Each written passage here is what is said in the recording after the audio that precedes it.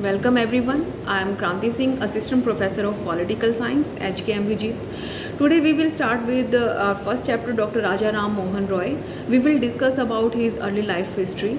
Dr. Raja Ram Mohan Roy, known as the father or founder or vanguard of modern India, Hindi में कहें तो आधुनिक भारत का जन्मदाता या अग्रदूत उन्हें कहा जाता है। ऐसा इसलिए क्योंकि 18वीं शताब्दी में यूरोप में पुनर्जागरण का युग था, यानी कि यूरोप में बहुत सारा ऐसा अच्छा साहित्य लिखा गया था बुद्धिजीवियों द्वारा, जो कि उस समय जो क्रिश्चियनिटी थी, ईसाई धर्म थी, उसकी रूढ़िवादिता पर प्रहार करता था और उन बुराइयों को छोड़कर ईसाई धर्म की आधुनिकता लाने के लिए निरंतर प्रयास कर रहा था।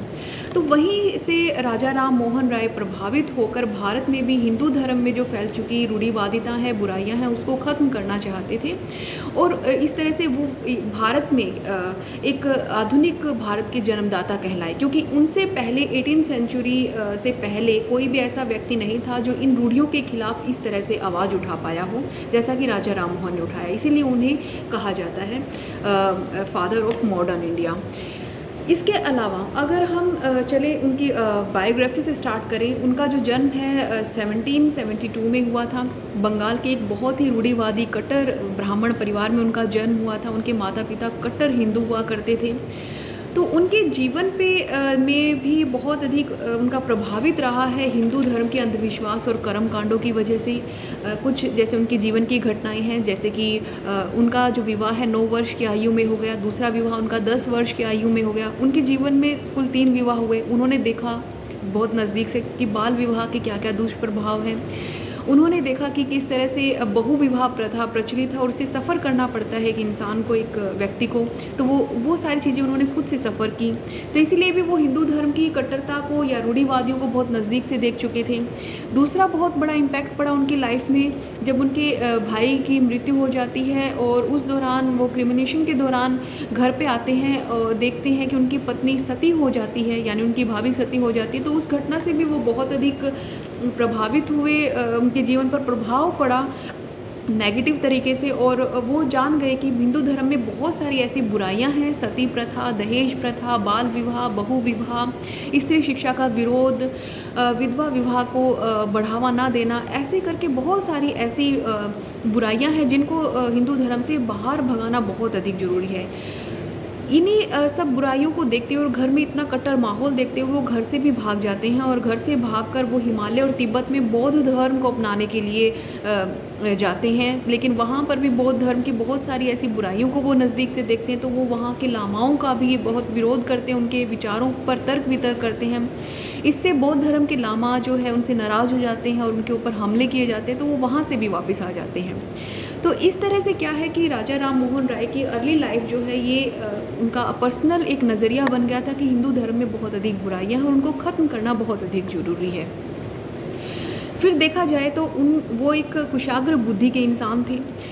उन्होंने बहुत सारा अच्छा लिटरेचर पढ़ा था, हिंदी साहित्य, बहुत सारा साहित्य पढ़ा था। उनकी जो शिक्षा है मदरसे में भी हुई थी, संस्कृत विद्यापीठ में भी हुई थी। तो उन्होंने संस्कृत, हिंदू मैथोलॉजी को जाना, उन्होंने कुरान को भी बहुत अच्छे से पढ़ा। ब्रिटिशर्स के यहाँ नौकरी करते उन्होंने इंग्लिश साहित्य को बहुत अधिक पढ़ा। छोटी सी 15 साल की उम्र में उनको बहुत सारी भाषाओं का ज्ञान हो गया।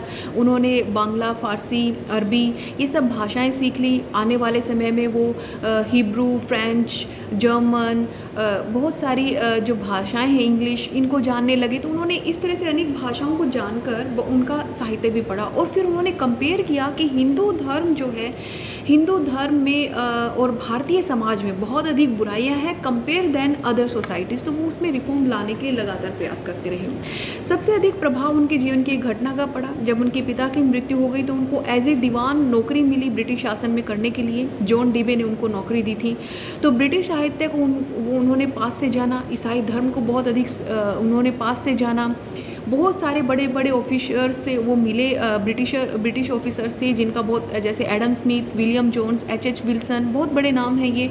तो ये हिस्टोरियन भी हुआ करते थे ऑफिसर्स होने के साथ साथ। तो इनके संपर्क में आए, उन्होंने उनसे बहुत कुछ सीखा, बहुत सारा लिटरेचर उन्होंने साहित्य पढ़ा।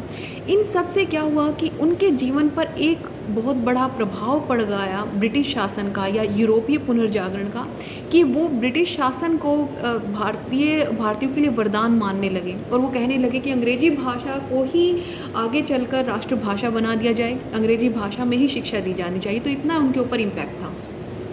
1814 में भी वो इतना कुछ गेन करने के बाद, नॉलेज गेन करने के बाद 1814 में वो नौकरी को छोड़ देते हैं और कलकत्ता जाकर वो हिंदू धर्म में सुधार करने के प्रयास शुरू कर देते हैं और वहाँ पर उनका जीवन शुरू होता है, एक नया फेज़ उनकी लाइफ का।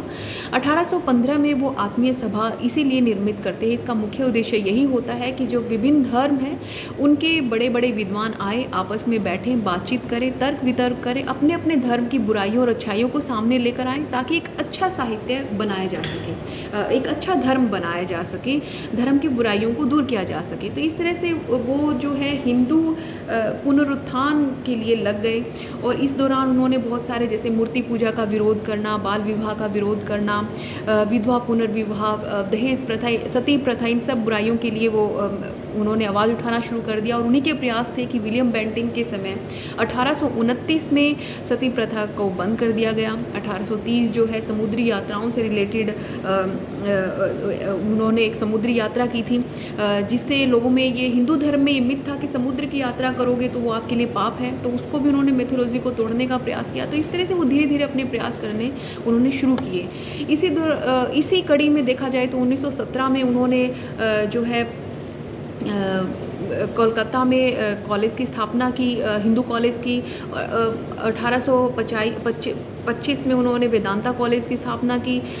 इसके अलावा उन्होंने राष्ट्रवादी प्रयास भी किए, सिर्फ सामाजिक सुधार की ही बात नहीं करते, वो राजनीतिक सुधार और राष्ट्र में सुधार की भी बात करते हैं। जैसे कि वो एक ज्यूरी एक्ट लेकर आए थे, 1827 में ज्यूरी एक्ट आया था। ज्यूरी एक 10-12 लोगों की एक कमेटी होती है जिसमें अमीर लोग होते हैं, बुद्धिजीवी लोग होते हैं, जो कि फैसला सुनाते हैं। आज के टाइम में तो जजेस फैसला सुनाते हैं, लेकिन उस टाइम में जज होते थे वो बस ज्यूरी, वकील और जो अपराधी हैं उनके बीच बैलेंस करने का, ज्यूरी को फैक्ट्स बताने का ही काम किया करते थे। ज्यूरी ही सारे डिसीजन लिया करती थी। तो 1887 के ज्यूरी एक्ट में भी उन्होंने सुधार लाने का प्रयास किया। 1823 का प्रेस एक्ट था, उसमें भी उस ऑर्डिनेंस को भी उन्होंने बदलने का प्रयास किया। उसमें साफ साफ था प्रेस एक्ट में कि जितने भी समाचार पत्र अब आने वाले समय में आएंगे उनमें जो है लाइसेंस उन्हें लेना ज़रूरी हो गया था।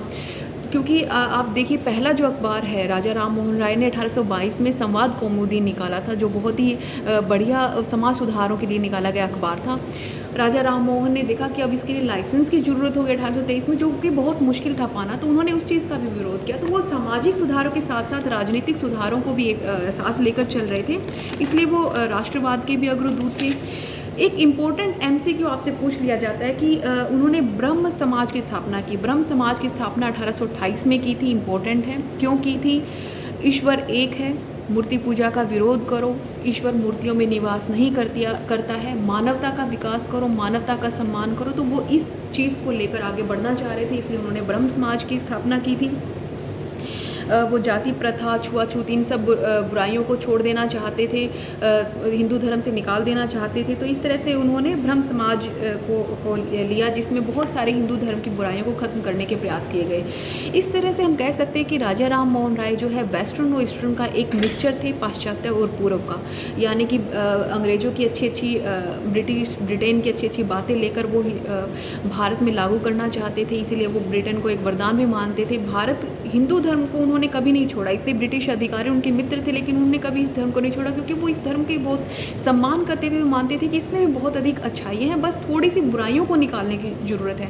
तो पूर्व का हिंदू धर्म और पश्चिम का ईसाई धर्म, इन दोनों, ईसाई धर्म की अच्छी बातें और हिंदू धर्म की बुरी बातें निकालकर ये इनको मिक्सचर करना चाहते थे। तो इस तरह से इनकी लाइफ, एक छोटा सा मैंने एक बैकग्राउंड इसका दे दिया। 1830 में इनकी मृत्यु हो गई थी। इनको राजा की उपाधि जो है अकबर द्वितीय ने 1830 में दी थी, जब इन्होंने एक समुद्र यात्रा की थी। और इनको राय की उपाधि इनके दादा कृष्ण चंद्र से मिली थी। इनके दादा ने बंगाल के नवाब की बहुत अधिक सेवाएं की थी, तो उस सेवा के लिए राय की उपाधि जो है इनके दादा को मिली थी। इनके पिता ने वो उपाधि अडॉप्ट की, फिर इन्होंने भी की थी। तो ये भी एक इम्पोर्टेंट MCQ है। 1830 में आते हैं इनकी मृत्यु हो गई थी। ये इंग्लैंड में थे, इंग्लैंड में इनकी मृत्यु हुई और वहाँ पे अकबर द्वितीय के काम के लिए गए हुए थे 1830 में। 3 साल तक रहे, फ्रांस में भी गए, फ्रांस में इनकी तबीयत ख़राब हो गई, वापस इंग्लैंड में आ गए और इंग्लैंड में आकर इनकी जो है मृत्यु हो गई। और वहाँ पर भी इन्होंने बहुत से बड़े विद्वानों से ये मिले, जैसे जर्मी बेंथम से, लॉर्ड बर्मिंघम से। तो इस तरह से इनका जो है ये लाइफ हिस्ट्री था। आप बुक के साथ कंटिन्यू रहे। Thank you.